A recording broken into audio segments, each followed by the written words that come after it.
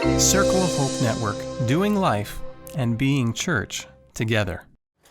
Now, what you have in front of you this afternoon is a verbatim that is different than the verbatim that someone that has taken 1 unit of CPE or is in the process of taking 1 unit will write. What you have in front of you is the verbatim written by a professional chaplain that is seeking certification. So this is a verbatim different than other verbatims. Let me just lay the first ground rule. There is no such a thing as a very good or perfect verbatim. There's always something to learn about it. Okay? But this one is written with a different goal in mind. My goal when I was a CPE student or when I have students is for them to bring their cases so that we can all learn from those cases, especially the student. So those verbatims or those case studies are for learning purposes. This verbatim that you have in front of you was written not for learning purposes. This was written in order to show competency. Okay? There are a few things that I'm going to go with that I'm going to go through with you guys that need to be a part of case studies. And I recommend using this as a tool for you guys to get together as pastors. I recommend using something like this as a tool so that you can sit down and in a non-judgmental process, learn from each other. Are you with me? So here is my first case study. We're going to do 3 case studies with me. All right? 1, this is the most basic one. This is actually the safest one. The other 2 verbatims, you're going to see those are dangerous places. Are you with me? All right, the first case then is, the first part of the verbatim is the basic information. And with the first part of the verbatim, what you want is you want to bring everybody that is with you the day you're processing this, you want to bring them with you into the room where you are doing this visit. Make sense? So you provide as much information as you can. Name of the chaplain, patient pseudonym. Remember that we protect the confidentiality of our patients, so we do not use their names. I have students that are a little bit more creative, so they come up with nicknames for their patients. It's up to you. Just make sure that nobody can identify your identified patient. Patient's faith background, Pentecostal. Date of the visit, 2/10/2015. This is when I did this visit. Time of the visit was 10:30. And the location of the visit is PCU 141 FHK. What is that? PCU is Progressive Care Unit, which is 1 step below intensive care. Room 141 is just the room number, and FHK is the hospital where I was at that time, Florida Hospital Kissimmee. Why is it important to know these things? Context, documentation, the setting. You do an introduction, you do the setting. Today, as I come into the hospital, I got stopped by the hospitalist. Do you know what a hospitalist is? I believe that is not a term that is used here in Canada.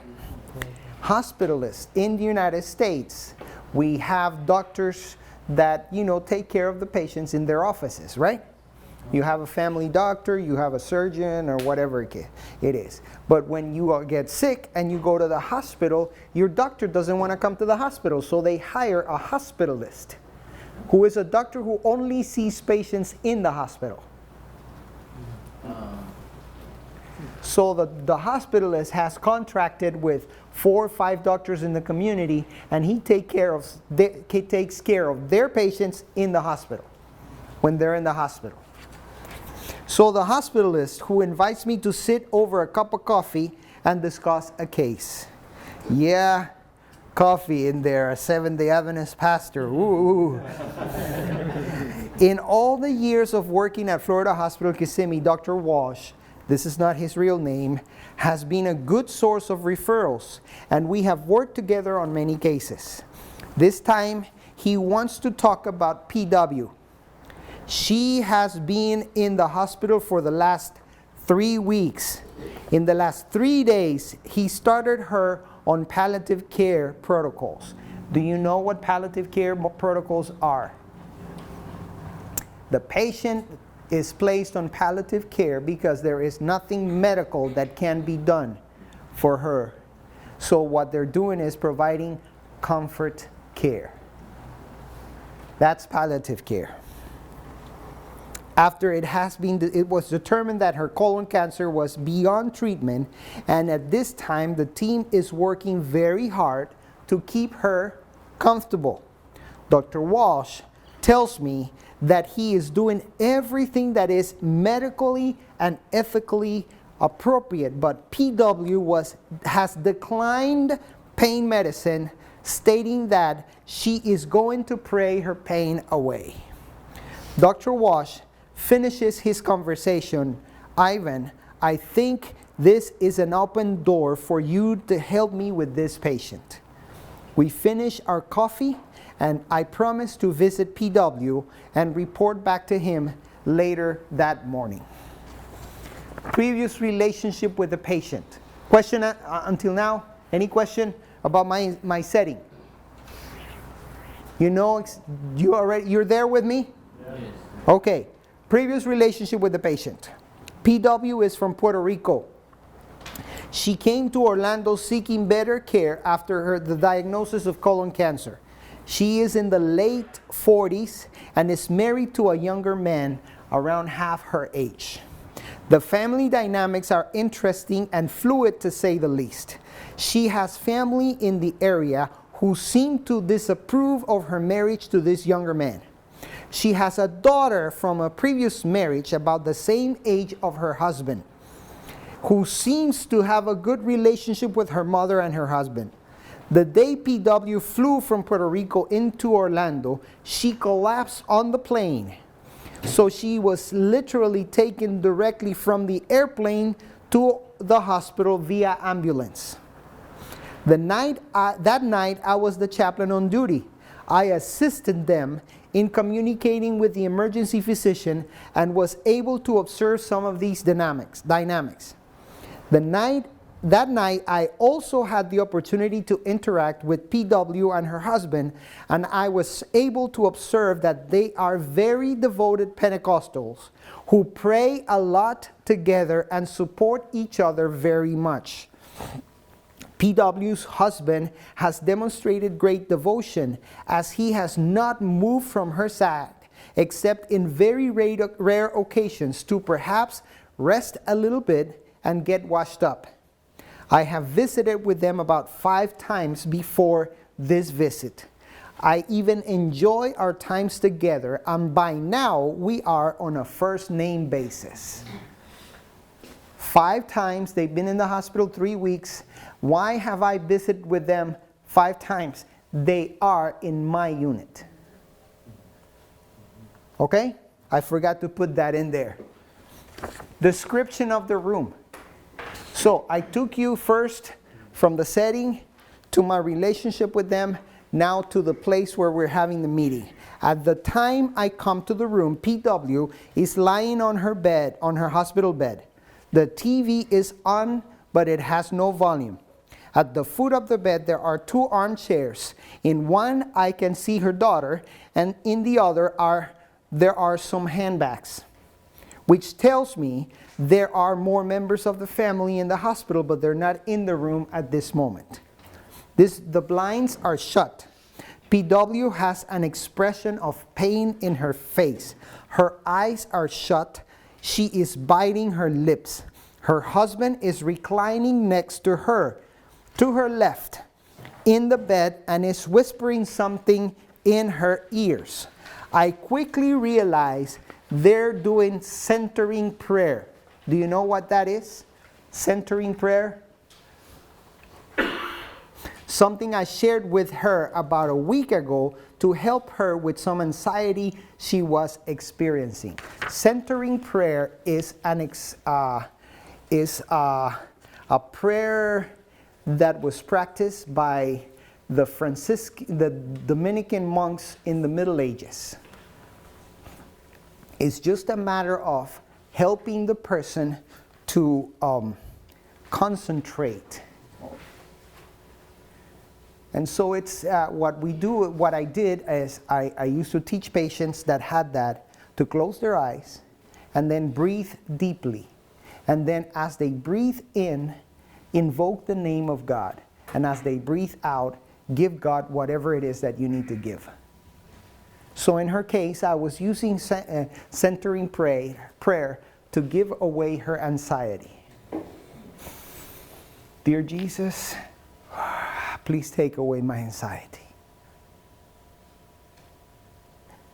What? A Seventh-day Adventist pastor teaching a patient to do centering prayer? My goodness. If it works, let it work. There is another armchair in the right of the bed. It is empty, so I stand next to it, intending to sit in it. All right, I need one person who's going to be the chaplain. Who wants to be the chaplain here? Not everybody at the same time, please. Just one chaplain. I need one chaplain and one patient and one daughter and one nurse. Come on. Chaplain, come on. Yes, you.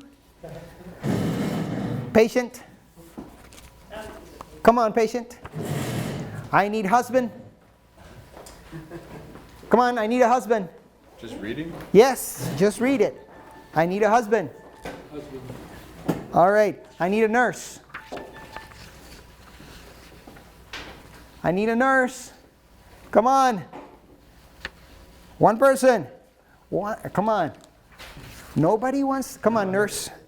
There's a microphone, please. I heard this was going to be the safe one. Yeah. Yeah.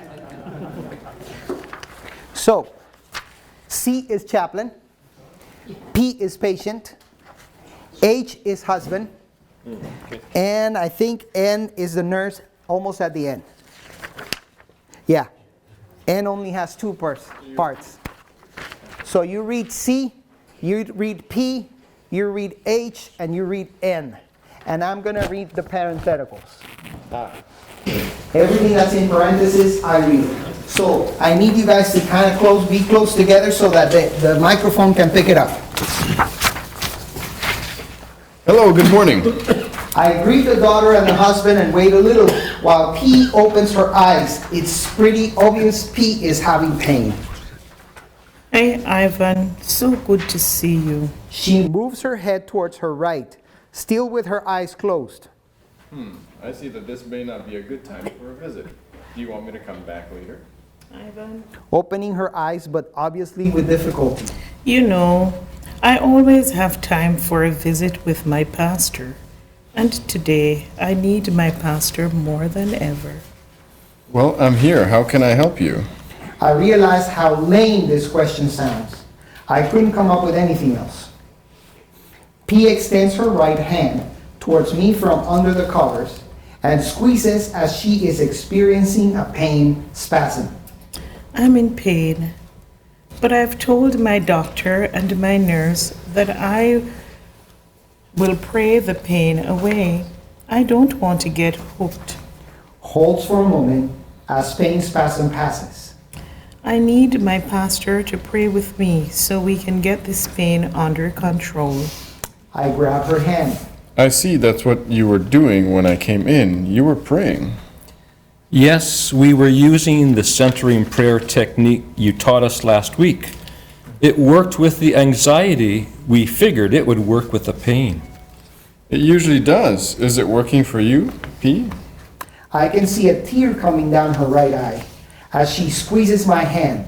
Another spasm, I think. It's not working. Perhaps God will listen to you and answer you, because He is not answering our prayer. I give it some time until the spasm passes. I can see in the faces of everyone in the room that her spasms seem to be contagious, as everyone holds their breath with her. You said that you wanted to pray your pain away because you don't want to get hooked. It sounds to me that there's a story behind that statement. Can you tell me more about that? Opens her eyes and looks to her husband and daughter. I knew he was going to ask. So what you're saying is that I have become predictable? You always want to know the story. And you know what? Telling you the story helps me.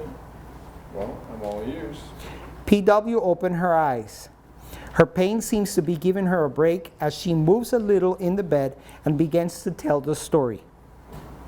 I was born a twin, a fraternal twin, because we were boy and girl. My brother and I were inseparable until we made it to high school. He simply got involved with the wrong crowd, and before we knew it, he was hooked on drugs. He gave my mother hell until he ended up dead in a gang shootout running drugs. P closes her eyes. Another pain spasm. I don't want my mother to go through the same experience with me. I don't want to get hooked on pain medicine and become a junkie. Another spasm. But this time, it seems different. Sounds like this is very personal for you. My mind is racing. This woman is worried about becoming addicted to pain medicine, even as she knows that the pain medicine is just to keep her comfortable. In a previous conversation, she had expressed to me how clear she was that she was not getting any better, and she had accepted that she was going to die. Apparently, at this time, she's not that clear. Or is it that she is now focusing on her loved ones more than on herself? What exactly is it that you do not want your mother to go through? Is it only your mother, or are your other family members included in your preoccupation? I don't want them to see me desperate as my brother was for drugs. It is already difficult for them to see me like this. Can you imagine how they'd feel if they see me all desperate for pain drugs? So you want God to take away your pain in order to spare your family from seeing you suffer and in need of pain medicine? I look to both her husband and daughter, who are in the room, and they're both crying at this time. I don't know the reason for their tears, and at this time, although I have a tendency to bring them into the conversation, I feel like I need to stay with PW. So she looks at them too, and we exchange a look. That is very loving of you. Now I understand why you want to pray and ask God to take your pain away rather than taking medicine. I wonder, how would you know that God is answering our prayers? It would seem to me that is more than just taking the pain away. That's a good question. Let me give you an example. Say we pray and we ask God to help you with your pain.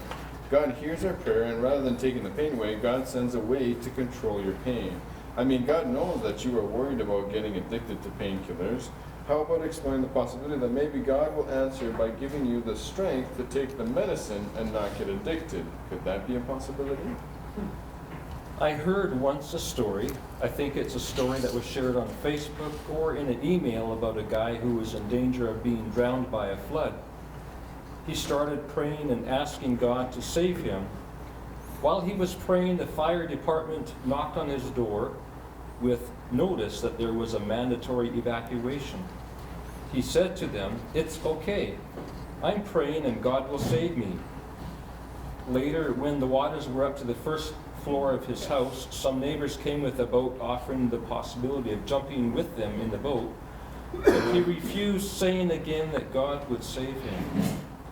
Then the time came for him to climb on his roof, and the National Guard came in a helicopter. They sent him a ladder, and he refused yet again, saying that God would help him. The flood killed him and he went to heaven. When he saw God, he asked about what happened. God replied, I sent you the fire department, your neighbors with a boat, and the National Guard, and you refused their help, so I thought you just wanted to come up here. We all laughed a little during the story. Rachel, her nurse, came into the room. She listened for a few seconds, turned around, and came back as we were laughing. I could see that she had the pain medicine in her pocket. She winked at me. It's a good story. I've heard that story too, and I wonder if we could work together, P. I went to the medicine cabinet and brought the pain medicine that Dr. Walsh prescribed. How about you and I make a deal here? I know you are a woman of prayer, so am I. So let's pray together and ask God to use this medicine to give you comfort and to protect you from getting addicted. We can also add to that prayer that PW and her family would be able to continue to love and support each other for as long as they have time together. What do you think, PW? Do you think that is a prayer that you want? You know, I like that. I know God can use this medicine and keep me safe from addiction. She looked at her husband and her daughter. Do you think God can do that? Both husband and daughter responded with a yes. So she turned to Rachel and said, All right, Rachel, please give me the medicine. Ivan, can you pray? I will pray, but I think Rachel wanted to pray with you before giving you the medicine. How about we let her pray this time? That's a good idea. Rachel, can you pray before giving me the injection? I certainly can. God, please use this medicine to help PW and protect her so that she will not become addicted to it. And please, God, give PW strength to continue to love you and her family. Give her clarity of mind and remind her of your everlasting love until the day she is in your presence, free from cancer and pain for eternity. Amen. The nurse gave her the injection and left the room. We stayed in the room and saw that the medicine was doing its job. PW closed her eyes and took a much-needed nap. She died 4 days later, surrounded by her loved ones. Dr. Wash, Rachel, and I were there that evening. The words of appreciation from the family demonstrated that they were thankful because the last few days with PW, while dealing with manageable pain, she was able to express and receive love. I have a picture in my office, a gift from PW's family, a copy of the last picture they took all together in her room as they celebrated news that she was going to be a grandmother the day she died. In the center of the photo, there are 3 generations of ladies smiling. Thank you very much.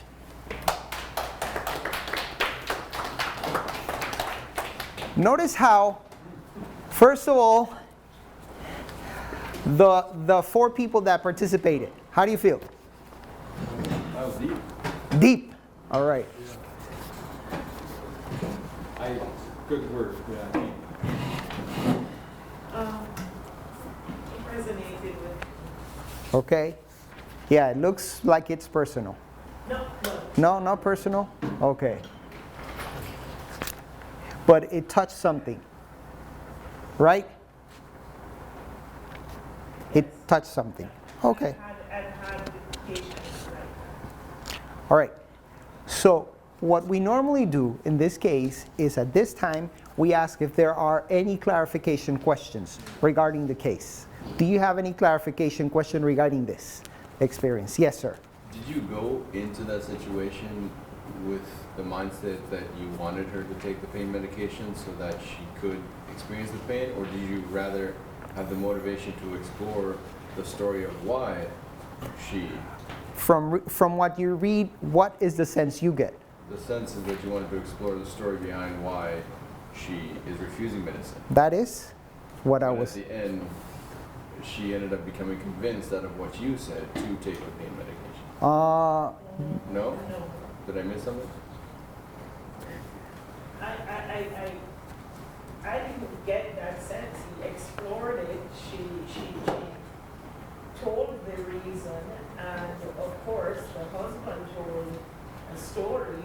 I think, but in my head, the husband's story was kind of like the turning point because, you know, there was some, he didn't say it was foolish, but there was a way that God could use the medicine to make her better. But remember that the story that he is telling is a response to my question. But that's why. And all I'm doing is exploring. Exploring. I'm exploring. I just want to know where this is coming from. What are the options for you here? I'm listening. I'm listening. Go ahead. I guess the reason why I thought that is because you said, I mean, God knows that you're worried about getting addicted to painkillers. How about exploring the possibility that maybe God will answer by giving you the strength to take the medicine and not get addicted? Could that be a possibility? That caused the Maybe on this husband. road.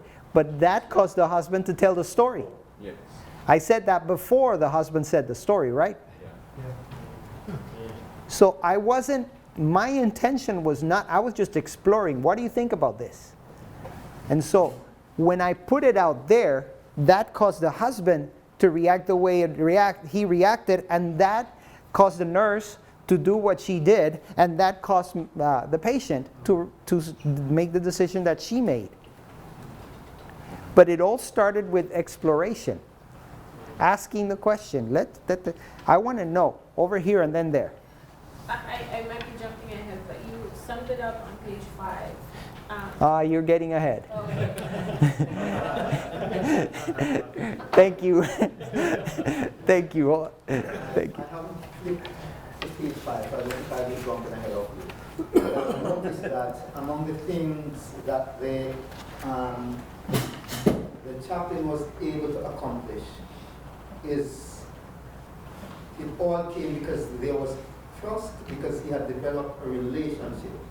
And so it's very important that in order for the persons you are serving to have confidence in you, that you take time to develop that relational bond with them. It's very critical in terms of chaplaincy, that you develop relationships. And that you would have said it earlier on, but I just want to emphasize that people will not trust you unless you have developed that relational bond. And so it's very critical to how we reach out to people before, if we don't reach out to them, they'll not gain our trust and our confidence. Okay. So that's very important. But you know what? Gaining that trust and that confidence may not be, I mean, in this case, I had the blessing that I have been with them for 3 weeks. But there may be some cases where I go there and I have to jump into the relationship from the get-go. But it's very important that you do that. Yeah, it is very important that you start that. Go ahead. Another question, say it's just a question on medical intervention thing. Say, of course, you have interdisciplinary thing, and even the radio now is trying to promote what they call dying with dignity, which is actually less of medicine, and more of things like, acceptance, having peace of mind. So, as a chaplain, where does the boundary goes when, for example, the nursing staff would say, no, you're intervening in our medical care? Say, for example, telling the patient, yeah, it's okay for you, to take that, or you may or may not take that, and you can just go into prayers. There is something like psychologically you're trying to say that, yeah. Let's remember this. Uh-huh. Who am I in this story? Mm-hmm. Who am I? I am a chaplain. And my responsibility is what? Clinical or spiritual? Yes, of course. Okay, I do not cross the boundaries. I'm providing spiritual care. At this moment, look at what happened when I allowed the nurse to take the first step. So this is now a whole team providing spiritual care that affects the medical outcome. Go ahead. And as a general rule, even as a clinical person in this scenario, I wouldn't be telling the patient what to do. Exploring options are a good thing, and then allowing this patient and the family, if necessary, to make a decision. And even in this instance, the husband didn't say you should take it or you shouldn't. He just told a story. And that, of course, led this woman to make a decision for herself. Notice how the nurse has the presence of mind to connect spiritually with her. Notice how that happens. And I also want to say something here. Man, people don't get it that I don't want to answer.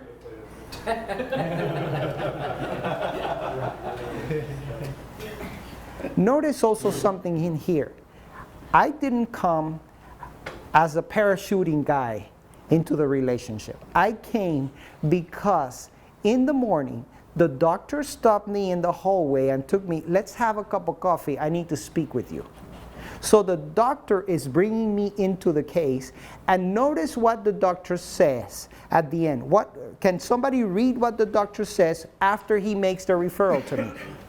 In quotes. I think this is an open door for you. I think this is an open door for you to what? Help me. Help who? Me, the doctor. The doctor continues to be the captain of the team. I am not usurping my role as, I'm not taking nobody else's role. But the doctor sees the value on having someone, because Ivan, this is your territory now. She's saying she's going to pray her pain away. Prayer is your thing. The hospitalist, when he goes in there and she's having a heart problem, the hospital is going to go into the cafeteria and ask the cardiologist, let's have coffee. Or if she falls down and breaks an arm, he's going to go into the cafeteria and ask the orthopedic doctor, let's go have coffee. Do you see what's happening here? The doctor values the position of the chaplain. He respects the position. And he is asking for the chaplain to get involved. And the chaplain gets involved, and he's not there to tell the patient, do this or do that. The chaplain is there just, let's explore this. Let's find out what's going on. Let's see what we can help you with. And as a matter of fact, let's imagine for just a second that I go in there and the outcome is completely different. She ends up in the same place where she started. I'm going to pray my pain away, and there's nothing that you can do. I'm not going to allow anybody to give me pain medicine. What do? Support her through that. We support her through this process. No, I'm just saying, it's beautiful to see the doctor recognizing the value she puts in the spiritual over the medical and allowing you to take control. Exactly. Over there, and then I'm going to go into the evaluation of the chaplain's performance. This is a good example of how an interdisciplinary care team works. And of course, the question that comes to mind right now is how do we, in our neck of the woods, and we don't want to say all of Canada, so I'm very careful about that. How do we, or how do chaplains, and I'm speaking from the perspective of a nurse now, how do we work together so that there can be this mutual respect, and that the nurses and the doctors will know, or the physios, whoever, will know to pull the chaplains in? Because, you know, in the context of the U.S., I find you people down there, you really love to pray. I've done a couple of sessions in U.S. hospitals, and it's not the same here, it's not the same in Britain, right? And as a consequence, it's easier for that nurse in the U.S. to segue into this situation as this nurse here did. But here, where I don't hear many people talking about prayer like that, how do we now get everybody on board to accept that there is this big role for. I think it goes back. I'm gonna take you guys back now to the moment when I'm sitting in front of my certification committee and we're discussing this. Why? For a very significant reason. I had 5 chaplains in my committee, and one of them was a humanist chaplain. In other words, an atheist chaplain. Okay? And so we're discussing this case, and we are in a round table, and he pushes away from the table, and he says, I got a problem with so much God talk in this verbatim. I got a problem with so much God talk. And then remember that I told you that this verbatim, this clinical case, was written with what purpose? Competency. Demonstrate competency. One of the competencies of chaplaincy in the document that I gave you this morning, one of the competency is that we are capable of providing ministry that's adapted to the needs of the patient. So here's what I responded to this chaplain. I said, you know what? I can see how this case would cause you to react that way, given your worldview, which I respect. Yet, I wonder, since I am here with the purpose of demonstrating competency, I wonder if you would be able to demonstrate competency caring for someone like this woman who is a Pentecostal, for whom prayer and God talk is important. See what I'm saying here? Yeah. Remember I said to you a few minutes ago, in chaplaincy, you dance to the tone of the music that is placed before you. How did he respond? He leaned back into the table and said, I can see how that is the best response. Thank you. And then he backed away. Yeah, I mean, because he has to, like you said, the position dictates that he has to go in there and offer the prayer too. Which would be extremely difficult for somebody who's an atheist. Exactly. Extremely awkward for someone who don't believe in God. So what does it do? Does it just referral to someone else? That's a question for him. But do you see examples of that and what they normally do? There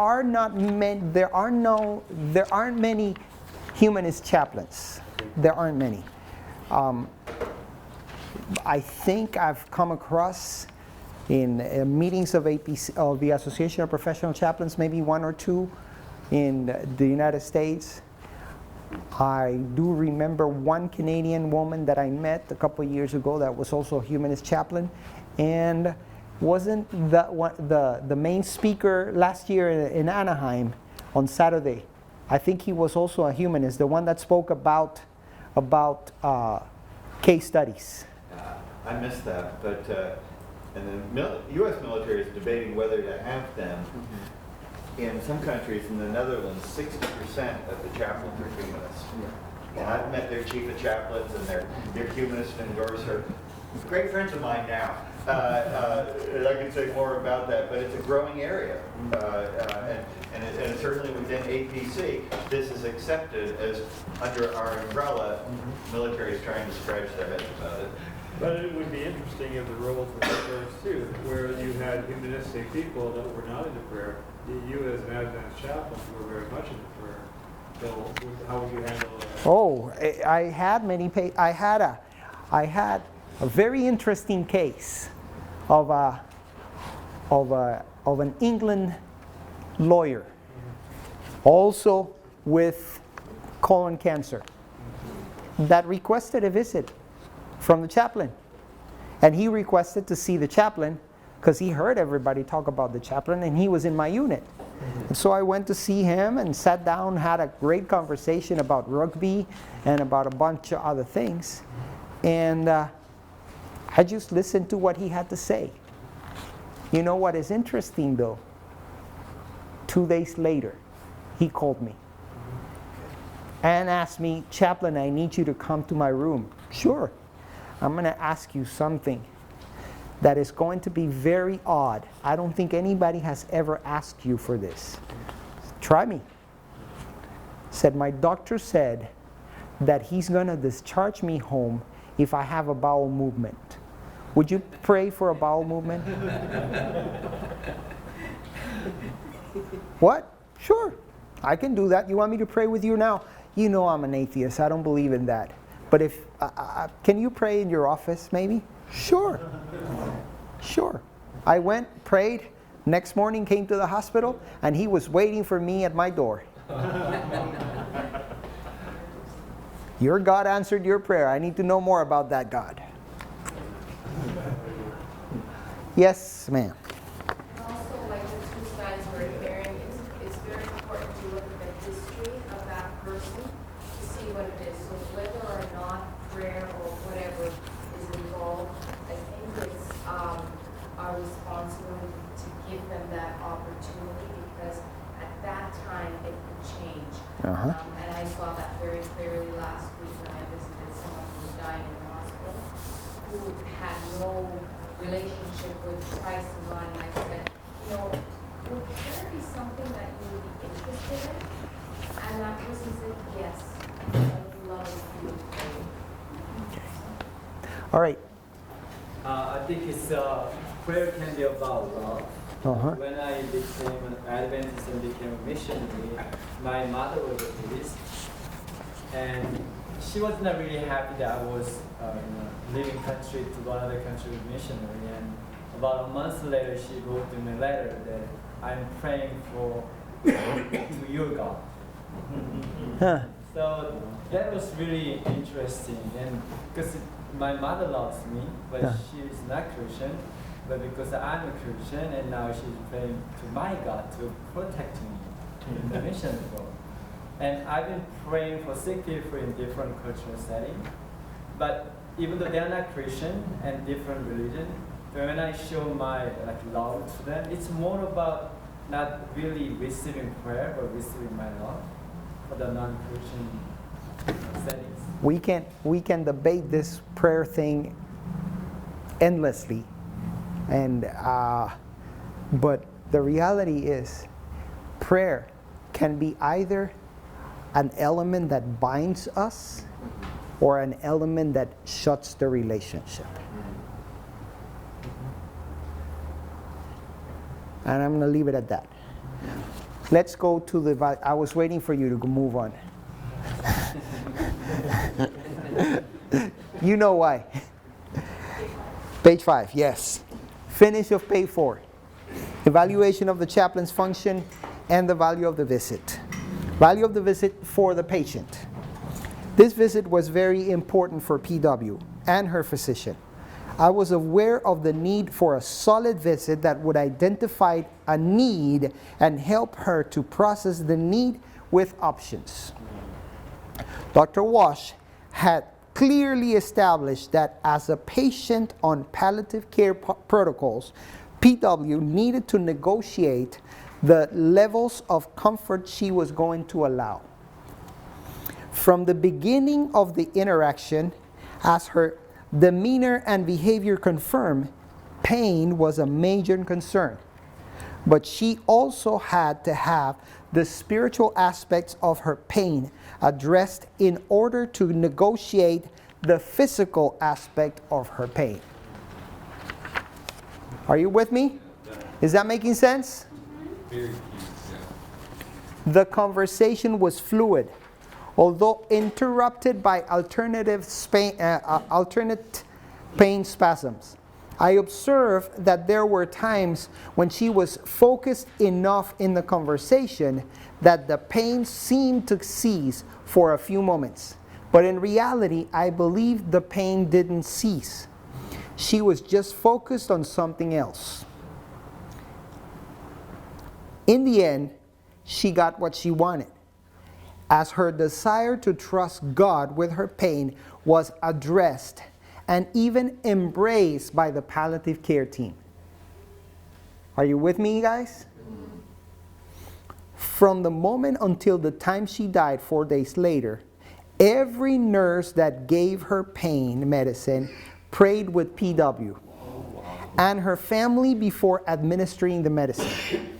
And the miracle seemed to have occurred because, contrary to what usually happened with patients in pain protocol, PW requested less pain medicine as time passed. In the last 24 hours, she requested injection every 8 hours, although it was prescribed to be given every 4 hours. I also believe that the little story her husband told during the conversation helped her to see that her refusal to accept pain medication was perceived by her family in a way different than she intended. It was necessary for them to explore different alternatives in form of answers to her prayers. She also needed to confront the expectation of addiction. Her behavior had a reason, and until that reason was at the very least acknowledged, she wasn't ready to accept the medication, regardless of how unreal it may have seemed, the medical possibility of her becoming addicted to pain medicine. She was indeed looking at the present reality through the lens of her past experience. And her response was, in my opinion, a response of love. I don't want my mother to suffer again. Notice that I did not refute her comment as unrealistic. But I did ask for the story behind the statement. Once the story was heard and validated, she was more willing to explore possibilities and accepted the medicine as a response to prayer. Self-critique. I was genuinely invested in the relationship with PW and her family. Our path had crossed from the beginning of their journey at Florida Hospital Kissimmee, and PW was admitted to my unit, so I visited frequently.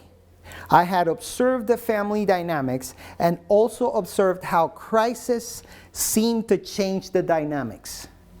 In the end, the family focused on the patient and ceased their issues, at least until after the funeral, which was the last time I shared with them. Throughout the interaction, I was aware that I was perhaps playing the role of devil's advocate. I am also fully aware that PW wanted to begin the interaction by having her pastoral prayer. It would have been very easy for me to just do a quick prayer and leave.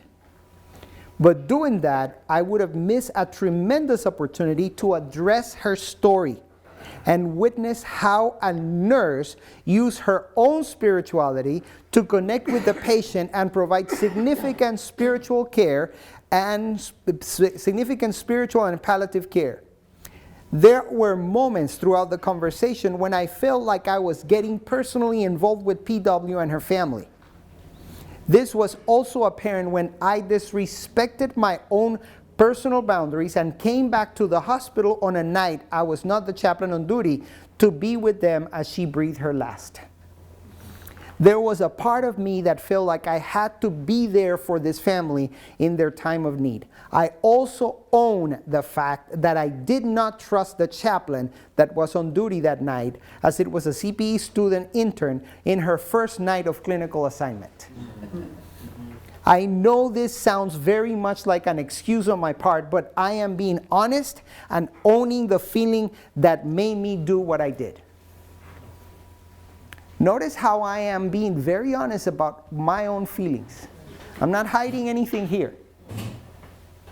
If you want to get something out of case studies, you got to be like that. You got to own what you have. You got to put it out there. I believe I was present and attentive throughout the conversation. I kept the focus on PW, and when the time was right, I allowed her husband and daughter to enter into the conversation. This interaction was also important in the development of a palliative care team much needed at Florida Hospital Kissimmee. Up to this time, most palliative care cases were referred out to different facilities within the hospital system. In this case, due to the severity of PW's cancer and the fact that most staff in Florida hospitals Kissimmee spoke Spanish, Dr. Wash, who also spoke Spanish, by the way, felt that it was in her best interest to keep her in the hospital and provide palliative care here. Due to the nature of the unit and the level of integration that I had with the unit, it was only natural that the first case of palliative care would stay within this unit and with this team. I had much more to learn. Excuse me. I had much more to learn. This was, after all, the first case we would work on. But the team was eager to learn, and under the leadership of Dr. Wash, we developed a strong team that was activated whenever the need aroused. And I was blessed to be a part of the team and assume the leadership of spiritual care for patients, their families, and the team. Your question on page number 5, because now I'm page number 6. Your question or your comment on page 5, because now I'm in 6. Oh, I was going to ask the question, how do you know when to Thank you. the family? What? At the bottom of page 5, the last paragraph, when you said, I believe I was present and attentive to the conversation, I kept the focus on PW. When the time was right, I allowed her husband and daughter to enter into the conversation. How did you anticipate when, because during the dialogue, there was a point where they were upset and then you made the choice to focus on PW. So how do you know when to include those who are in the situation, and how do you know when to focus on the patient? It's gonna sound very cliche of my part, but I think it's a Holy Spirit thing. Okay. Really, I think it's a Holy Spirit thing, because as you saw in my comment, my normal thing would have been to go after their emotions. But I realized that at that moment I need to stay with her. Because their emotions had everything to do with her, right? So by staying with her, in extension, I was taking care of that. That's the reason why at the right moment he jumps in with that silly story. But that silly story was actually the one that changed everything, the whole thing. Okay. I have another question. Sure. You talked about before, in terms of being able to go, like, resume the relationship with her because you had 5 previous visits. So you also talked about how there are instances where you will more likely be thrown into a situation. So then would that interaction be longer, because then all the elements of your last 5 visits would have to be compacted into that visit, where you'd get her background of being Pentecostal, the family dynamics, or would you negate, how would you shuffle through that to get to this point? Perhaps the next case study will help you understand that question, because I'm going to talk about someone in my second visit to them. In a conversation with someone, when you're interacting with someone, there's a number of different directions that you can go when you're, addressing their comments. So you are actually identifying, and maybe with the case study, providing a reason why you decided to go in the direction you did. Exactly. Yeah. And the interesting thing about all this is that in this process, what we're using is the clinical method of learning. And the clinical method of learning is based on this concept that I do an action. I reflect, thus writing this, and then reflect with a group of people, and then I integrate what I have learned into my practice, so that some of the things that I have learned, I will use them in new eventual opportunities. I have another question. Let me first finish with Dave and you. Well, I'm just saying, in a verbatim, when you are with a group of your peers or whatever, you can actually see where you could have done things differently, where you could have pursued a particular direction they were going or whatever, or where you didn't. So it's good to... Yes. This is going to sound really bad. How bad was it that you it says in page 5, you disrespected your own personal boundaries and came back to the hospital. That was one thing. But then you also said, I own the fact that I didn't trust the chaplain that on duty that night. I get the idea, or maybe this is just being a pastor, I get the idea about the personal boundaries coming back and then trusting the team member. But then the continuance of care, would that not fall into that? I understand what you're saying, but remember that I am writing this verbatim to demonstrate competency. And one of the competencies is that I am capable of keeping and maintaining healthy boundaries. Mm-hmm. And in this case, I broke my boundary. Mm-hmm. So since I broke the boundary, I have to address with the committee that I'm working with why I broke the boundary and own the fact that I am aware that I broke the boundary. I see. Okay. So it's part of the learning process for me. So the primary part is that you're aware that you broke the boundary and not just that you just kept going. Exactly. Okay. And I think you also mentioned earlier that there are two different types of verbatims. There is one to prove competency. There's another one that you would go through and establish why or learn from. I guess a learning. Yes. Okay. Yes. Thank you so much. Let me move on. Social dynamics. Perhaps the most important aspect of this social dynamic dimension is that most of us, including Dr. Watch, could speak PW's primary language, Spanish. Communication in her primary language was very important for PW and her family. This proved very effective when important facts were communicated. On many occasions, I served as translator for consulting physicians.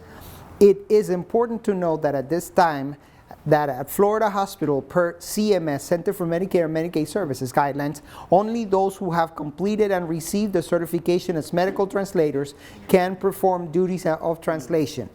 I received certification in May of 2011, and so noted in the patient chart every time I provided translation for her and her family. So I'm making, remember, I'm showing that I am a competent chaplain. That's why I'm writing all these things in here. As a Latino family, now comes the cultural humility part. As a Latino family, PW's was one with great emphasis on the participation and communication among them. In this, the culture of FHK was also conducted to good relationships. FHK has often been identified as the hospital, as the family hospital.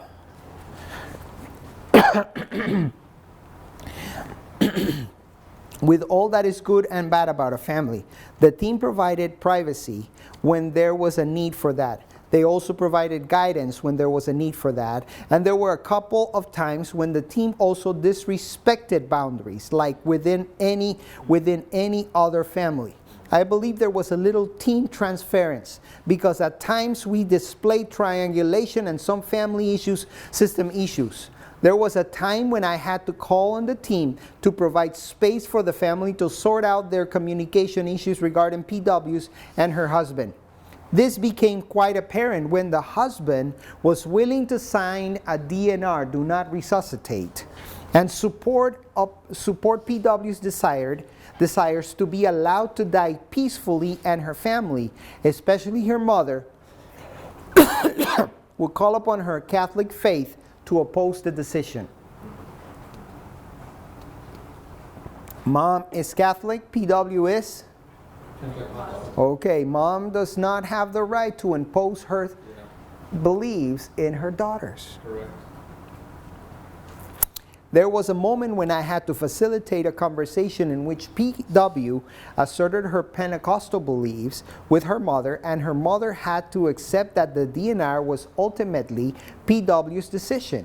And as painful as it was, she had to respect her daughter's decision and let her be autonomous.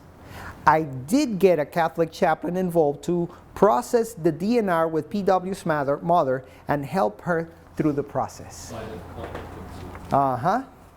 So I just made a referral to a Catholic chaplain who helped her process.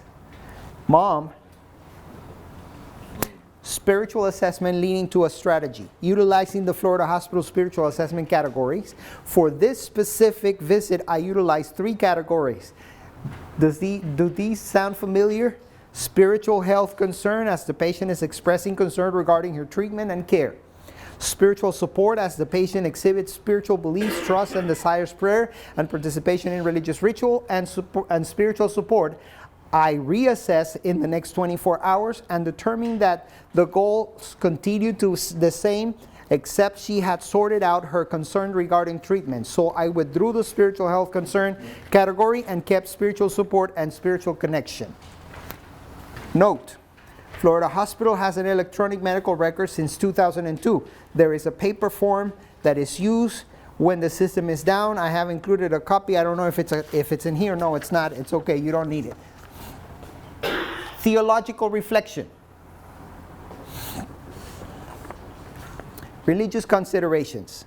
As a Pentecostal Christian, PW has a strong relationship with prayer.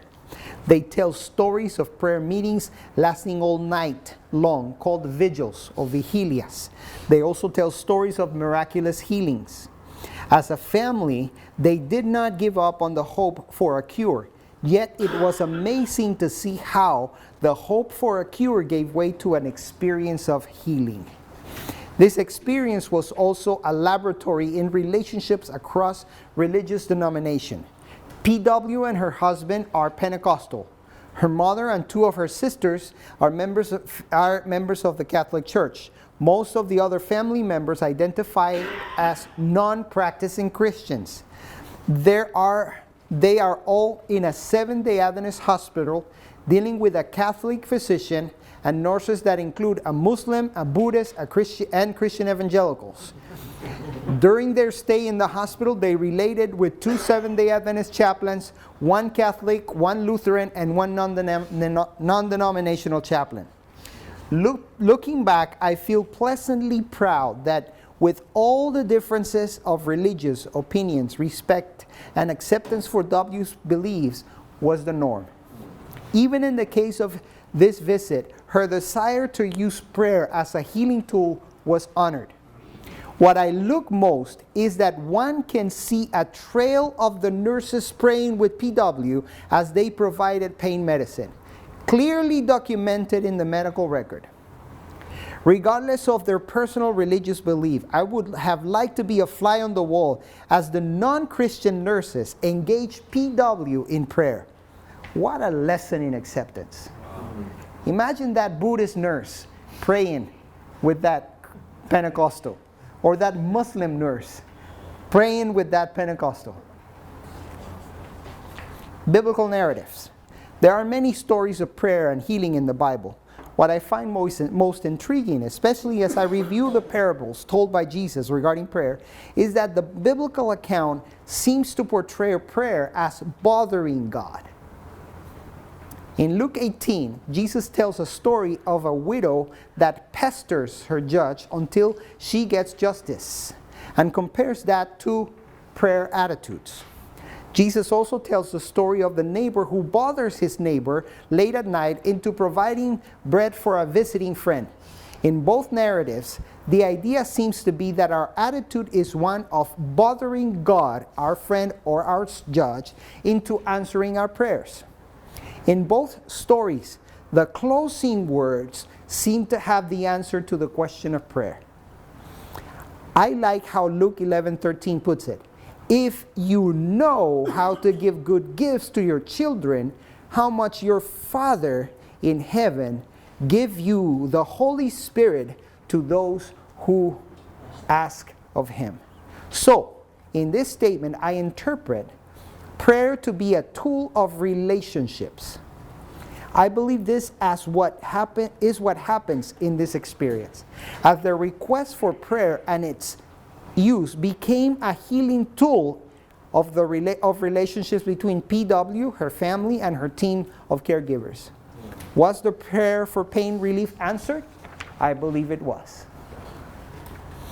future opportunities for ministry. I discuss in my reflection some further opportunities that came about after this encounter. I visited with PW and her family at the time of signing the DNR.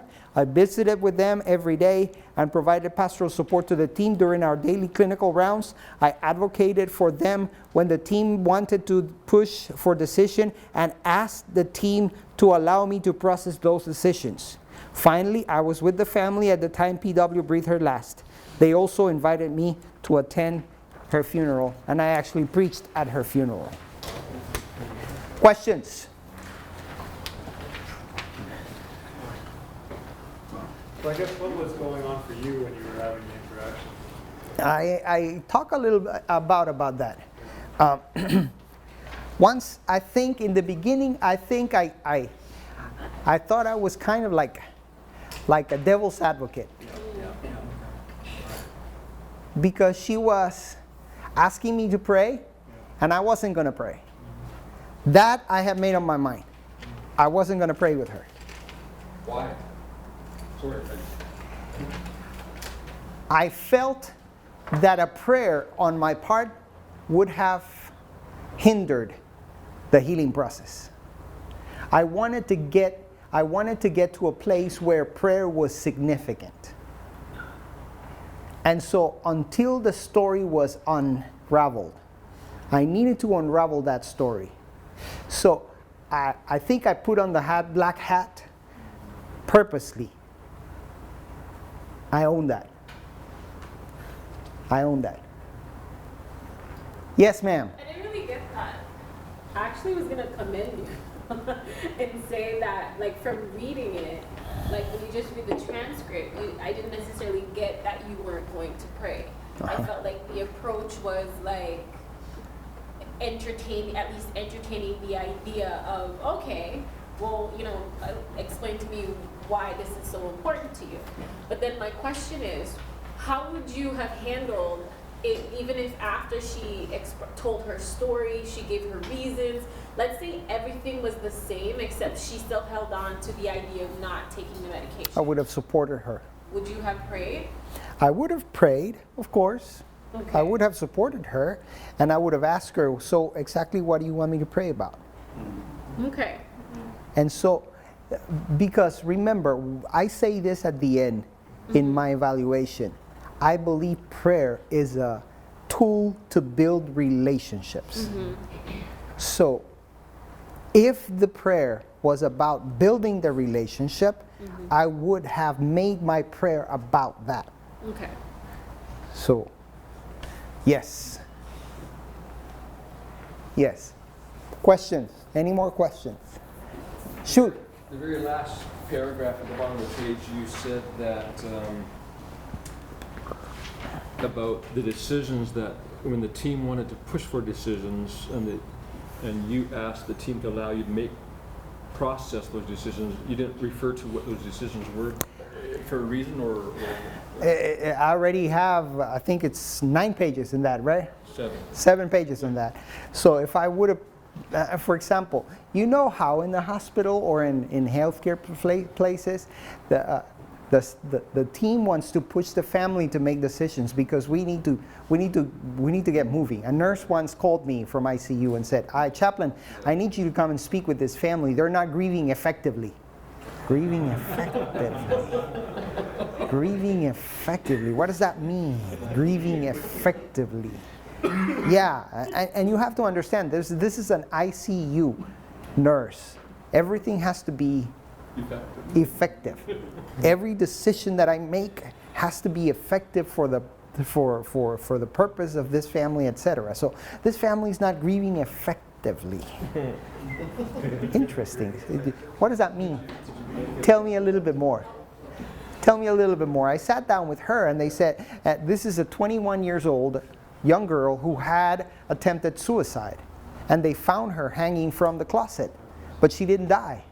So they brought her to the ICU, and for about 10 days they were trying to do everything to bring her back, but she was brain dead. Brain dead. And the family was split right down the middle. So there was a part of the family that was saying, disconnect her. and harvest anything you can so that you can save somebody else's life. And there was another part of the family that was saying, no, there's still hope. She can live. She can recover from this. So the nurse is saying they're not grieving effectively because they're not making a decision.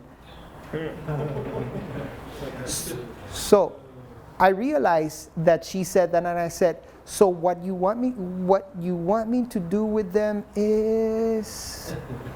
And she went, Ivan, I think I need you to go in there and give some dose of reality. That girl is dead.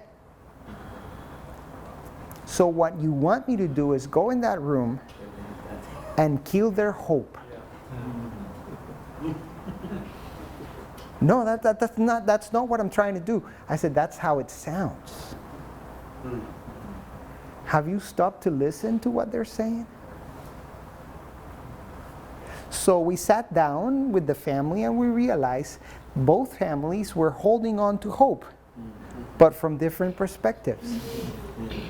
One part of the family saying, yes, she's already dead, she's brain dead, there is no brain activity, let's just disconnect her and bring hope to other families. So once I sat down with the family and brought them to the realization that they were speaking of the same thing from two different perspectives, boom, decisions were made.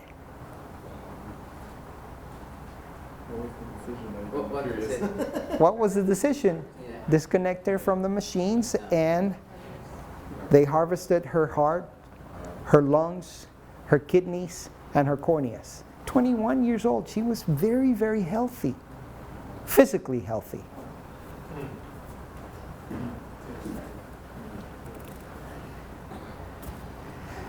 That's heavy stuff. I promised you guys I was going to get you out of here at 4:15, and it's 4:14. Well done. Thank you so much, guys. Circle of Hope Network, doing life and being church together.